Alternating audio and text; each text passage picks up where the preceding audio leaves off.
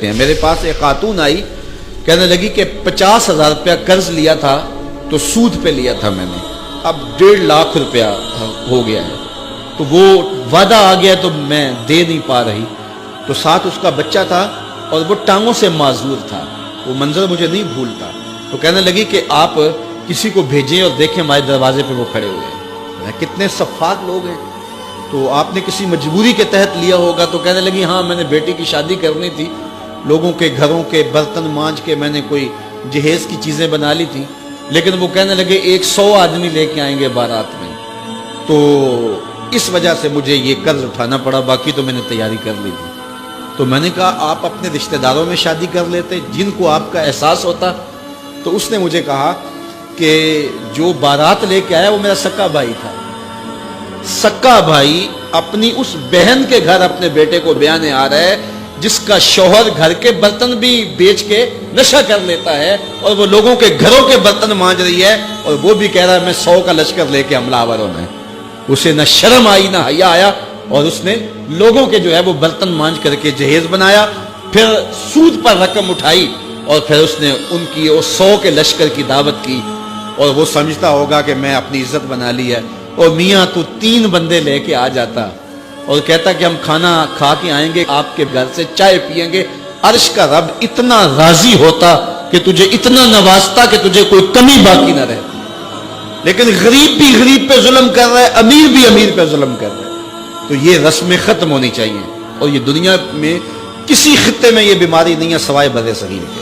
اور وہ کیا, یہ جہیز, کہ باپ ساری زندگی کماتا رہتا ہے اور بیٹی کو دیتا ہے, پھر دوسری بیٹے کے لیے کماتا ہے, پھر تیسری بیٹی کے لیے کماتا ہے, اور ساری زندگی جو ہے وہ جہیز میں لٹا دیتا ہے. اور لوگ مطالبہ کرتے ہیں کہ ہمیں اتنا جہیز دیا جائے. پوری دنیا میں یہ کہیں نہیں ہوتا, نہ شرق میں نہ غرب میں, کہیں بھی نہیں, صرف بر صغیر.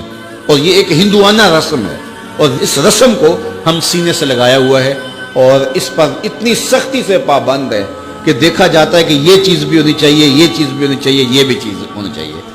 جہیز کی باقاعدہ اشیاء ملتی ہیں, اور باقاعدہ جو ہے اس کے مطالبے, اس کی لسٹیں ہوتی ہیں کہ یہ ہمیں دیا جائے.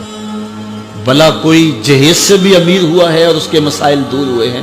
یہ بھی مانگنے کا ایک طریقہ ہے, اور پوری دنیا کے اوپر میں نے عرض کیا کہیں نہیں ہوتا, اور اسلام میں تو اس کی گنجائش ہی نہیں ہے. تحفہ آپ دے سکتے ہیں, لیکن وہ بھی ایک جو ہے وہ مخصوص دائرہ ہے. لیکن جب یہ سلسلہ ایک مرض بن جائے تو اس وقت اس سے بھی ان حالات کے اندر آپ کو گریز کرنا چاہیے, اور اس مصیبت سے بھی جان چھڑانی چاہیے کہ جو ہے وہ 1000 کا لشکر لے کر بیٹی والوں کے گھر حملہ آور ہوتے ہیں. کس نام پہ, کس وجہ سے؟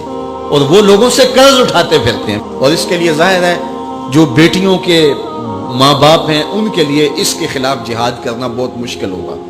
مشکل اس لیے ہوگا کہ لوگ کہیں گے یہ دینے کے لیے کہہ رہے ہیں, اور بیٹے والے جب مطالبہ کریں گے, بیٹی کو ایسے کوئی قبول نہیں کرتا, تو اگر کوئی جہیز کے بغیر بیٹی کا نکاح کرنا چاہے تو کون قبول کرے گا؟ اس کے لیے سب سے اہم ذمہ داری جو ہے وہ بیٹوں والوں کی ہے کہ وہ عزم کریں. میں نوجوانوں سے بھی مخاطب ہوں کہ وہ عزم کریں کہ ہم جب بھی مانگیں گے پیشانی سجدے میں رکھ کے اللہ سے مانگیں گے, اور ہم اپنے ہاتھوں پر اللہ کی دی ہوئی طاقت پہ بھروسہ کریں گے, خود کمائیں گے, سنگلاخ چٹانوں سے بھی اپنی ضرورت کو نکالیں گے. کسی غریب کی بیٹی سے یا امیر کی بیٹی سے جہیز نہیں مانگیں گے. جس نے بیٹی دے دی اس نے کیا باقی رکھا ہے؟